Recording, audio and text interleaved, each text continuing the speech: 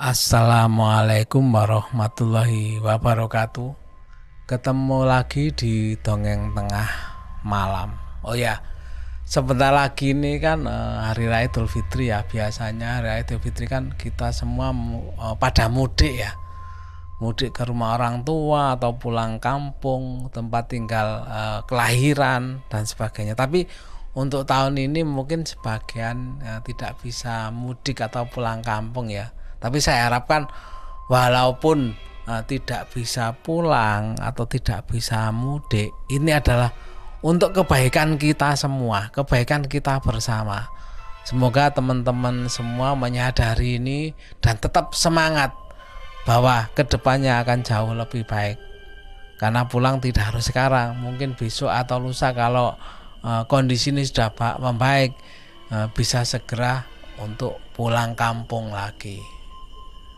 Itu tadi pesan sedikit dari Pak D ya. Kembali saya ingatkan yang belum subscribe jangan lupa subscribe ya. Jangan lupa tombol like-nya ya. Dan juga komentar-komentarnya yang di Spotify jangan lupa follow. Kali ini Dongeng Tengah Malam akan membawakan cerita kiriman dari Mbak Dwi ya. Pengalaman horornya waktu bekerja di luar negeri. Langsung saja kita ke ceritanya. Mbak Dwi ini ingin berbagi cerita tentang pengalaman horornya atau pengalaman saat mengalami kejadian horor waktu bekerja di Taiwan. Dan cerita ini terjadinya sekitar tahun 2015. Mbak Dwi ini bekerja di Taiwan ya, di sebuah panti jompo. Jadi saat itu Mbak Dwi bekerja shift malam berdua dengan temannya. Sebut saja temannya ini namanya Nana ya.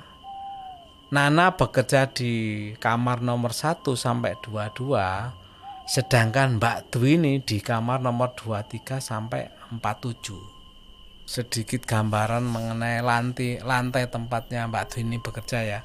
Jadi di lantai ini itu terdapat 2 balkon. Itu balkon pertama itu berada di kamar nomor 1. Sedangkan balkon kedua itu ada di kamar nomor 41. Nah kebetulan Mbak Dwi ini kan selalu merasa jenuh saat bekerja karena malam kan memang kondisinya sepi ya. Ya maklum lah kalau mungkin terjadi kejenuhan atau apa, kecuali kalau siang-siang kan masih banyak orang yang lalu lalang lah. Kalau malam ini kan orang yang dijaga juga sudah pada tidur semua. Apalagi tugas jaga ini kan hanya berdua aja, dia sama Nana temennya waktu shift malam ini. Dan untuk menghilangkan kejenuhannya ini kan banyak macam ya, tapi yang Mbak Dwi lakukan itu ya menyanyi-nyanyi. Itu kan menghilangkan ngantuk, kejenuhan itu kan ya, apalagi kan harus menyibukkan diri. Nah, salah satunya Mbak Dwi ini itu yang dilakukan itu ya bernyanyi, bersenandung, bahkan bersiul-siul di malam hari. Tapi bagi Mbak Dwi adalah itu hal yang bukan ya biasa, cuma nggak sampai ada bermaksud apa-apa ya. Ya karena cuma satu, bahwa ingin menyibukkan diri, menghilangkan kejenuhan dan mungkin juga rasa kantuk. Dan di sini Mbak Ti juga menyampaikan bahwa sebenarnya selama bekerja di shift malam itu Mbak Dwi dan temennya sebenarnya sih sering mendapat gangguan, tapi nggak sampai ekstrim ya. Gangguan tuh ada gitu loh. Tapi Mbak Dwi dan temannya itu selalu positive thinking. Mungkin mereka ingin kenalan, anggapannya seperti itulah. Jadi menghibur diri lah supaya nggak ada rasa takut.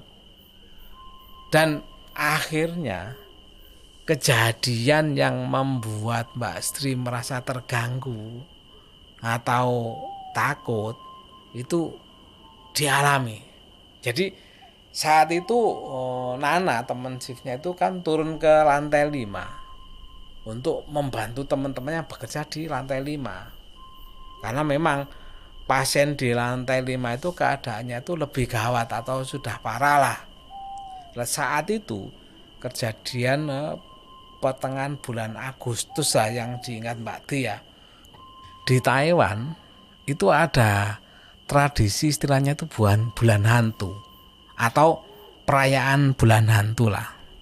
Nah, saat bulan hantu itu kata orang Taiwan sih, semua orang yang meninggal itu pulang ke rumahnya masing-masing untuk mengunjungi keluarganya yang masih hidup.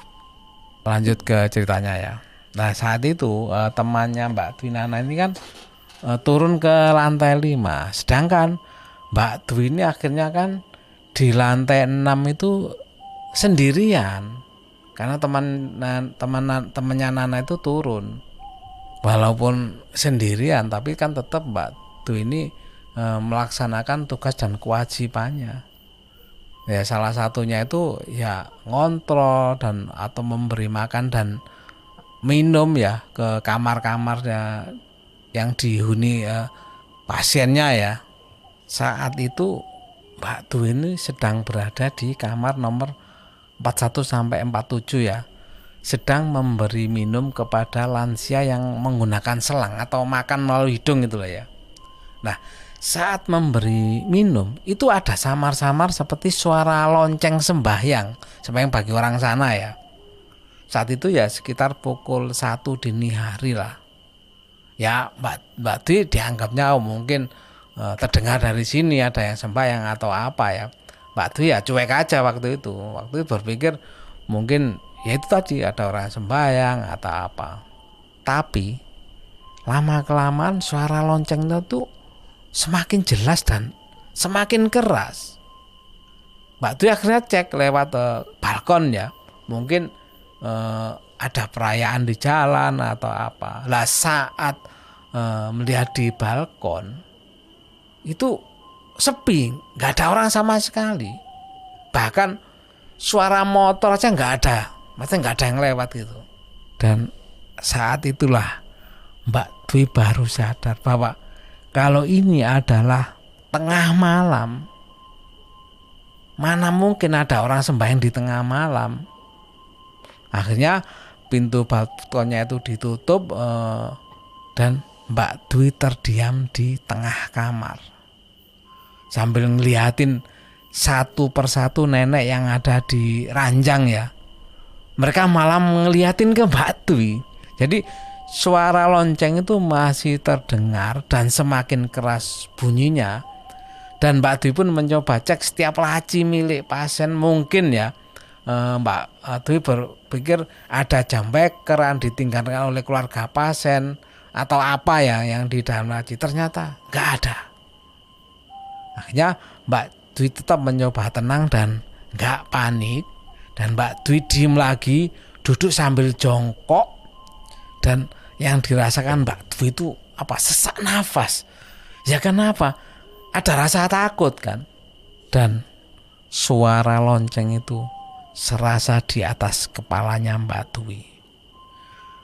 Mbak Dwi langsung keluar kamar dan menutup pintunya. Mbak Dwi mencoba mengecek suara lonceng itu dengan cara apa?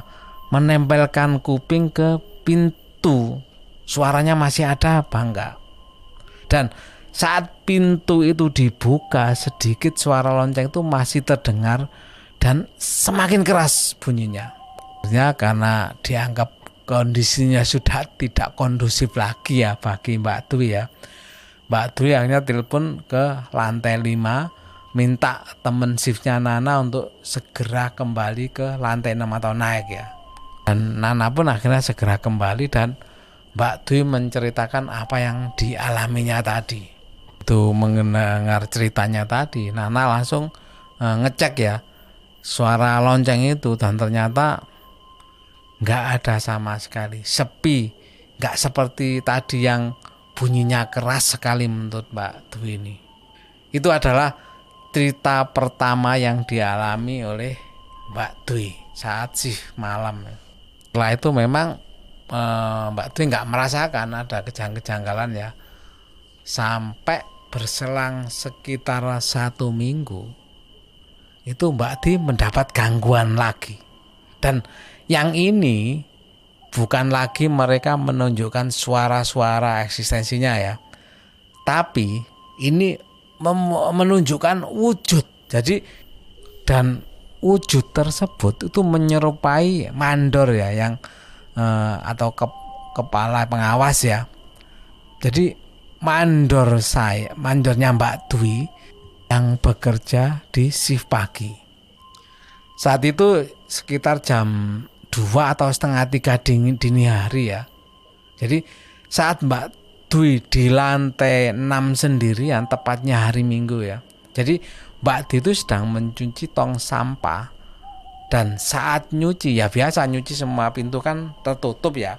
Jadi posisi nyucinya Mbak Dwi ini di gudang belakang, sedangkan mandornya Mbak Dwi itu turun dari lantai 7. Jadi tempat Mbak Dwi tinggal kan di lantai 7 ya, itu ke lantai 6. Karena melihat mandornya Mbak Dwi ini lewat ya, otomatis Mbak Dwi ini kan menyapa, "Mbok, ngopo ya mini mudun?" Oh, dalam bahasa Indonesia ya, "Mbok, kenapa jam segini turun?" Sebutan mandor itu Mbok biasanya panggilannya ya. Dan saat Mbak Dwi menyapa, itu tidak ada jawaban sekali atau enggak dijawab. Bahkan dicuekin saja sama mandornya ini. Karena merasa nggak ada jawaban ya sama Mbak Dwi ini, dicuekin aja. Nah, posisi pada waktu mandor di sapa Mbak Dwi ini, dia itu menuju ke tempat kulkas. Mbak Dwi pikir bahwa mungkin dia mau ambil minum atau makanan. Pada waktu disapa Mbak Dwi ini kan cuek, nggak ada balasan ya. Tapi dia itu terlihat senyum nyengir. Apa ya nyengir ya? Ya nyengir lah. Nah, saat dia tersenyum nyengir tanpa melihat ke arah Mbak Dwi, pandangannya itu melihat ke bawah, ya sudah sama Mbak Dwi ya dicuekin aja. Tapi Mbak Dwi mikir kok lama banget di area kulkas tersebut. Bahkan sampai Mbak Dwi ini selesai mencuci ember sampah tersebut. Selesai semua, akhirnya Mbak Dwi cek ke arah kulkas, tapi dia nggak ada. Oh, mungkin ada di kamar 21 atau ngecek ke kamar 21. Dan waktu dilihat di kamar juga nggak ada. Akhirnya Mbak Dwi cek ke semua kamar, tetap nggak ada. Ya akhirnya Mbak Dwi sempat bingung. Di situ kalau dia ke lantai 7 harusnya kan lewat pintu utama atau naik lift kecil ya. Tapi kalau lewat pintu kok nggak ada bunyi pintu dibuka, juga nggak ada bunyi pintu tertutup. Padahal semua pintu jika ditutup akan ada bunyi seperti pintu dibanting gitu ya. Jadi memang sengaja dibuat seperti itu dia dari pihak panti jompo ya, mungkin biar tahu lah kalau ada yang keluar atau masuk, barangkali pasien atau siapa gitu ya. Jadi ketahuan kalau ada yang keluar maupun masuk. Pintu masih tertutup, juga lift kecil yang ada di lantai 3, sedangkan tidak ada bunyi lift terbuka atau tertutup. Kan mesti ada bunyi ya, kling kling atau apa, itu nggak ada sama sekali. Begitu mendapati itu, Mbak Dwi langsung telepon ke lantai 5, meminta Nana teman shiftnya ya untuk segera naik ke lantai 6. Nah paginya saat pekerja shift pagi datang dan Mbak Dwi ini tanya ke mandor, "Mbok, semalam turun ya?" "Enggak, aku dari tidur dari jam 11 malam." Jawabannya panggilannya Mbok mandor itu. "Lalu yang turun semalam itu siapa? Yang Mbak Dwi sapa tersebut siapa?" gitu loh. Akhirnya Nana nanya ke Mbak Dwi, "Kamu ngelakuin apa sampai diganggu seperti itu?" "Aku nggak ngelakuin apa-apa, aku ya kerja biasa ya untuk menghilangkan kejenuhan ya, sambil nyanyi, bersenandung, sambil siul-siul," katanya Mbak Dwi. Begitu mendengar kata siul-siul, Nana langsung bilang, "Siul-siul itu nggak boleh. Karena apa? Dengan kamu siul-siul, sama saja kamu itu mengundang mereka. Kan Dan Mbak Dwi ini nggak tahu kan akan hal itu. Akhirnya ya sudahlah. Jadi semenjak Nana bilang begitu sama Mbak Dwi, sampai sekarang Mbak Dwi nggak lagi bersiul-siul untuk menghilangkan kejenuhannya ya. Dan alhamdulillah gangguan itu pun sudah nggak ada lagi. Hanya gangguan kecil lah yang didapat ya. Itu hal biasa, tapi nggak sampai membuat sesuatu tidak kondusif begitu ya, nggak. Ya hal yang biasa lah kalau gangguan kecil ya. Dan semua penjaga di sini mulai shift malam itu kalau hal kecil itu sehari-hari, makanan sehari-hari istilahnya ya. Ya itu tadi sedikit kiriman cerita dari Mbak Dwi ya, pengalaman dari Mbak Dwi. Mudah-mudahan bisa diambil hikmah dan pelajarannya. Mungkin betul, mungkin tidak. Bersiul itu termasuk memanggil. Wallahu alam, saya juga nggak tahu. Tapi anggaplah ini hiburan, atau kalau memang bisa diambil hikmahnya.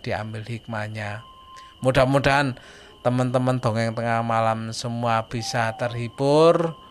Dan saya ucapkan terima kasih dari dongeng tengah malam sudah mendengarkan. Dan saya akhiri, wassalamualaikum warahmatullahi wabarakatuh.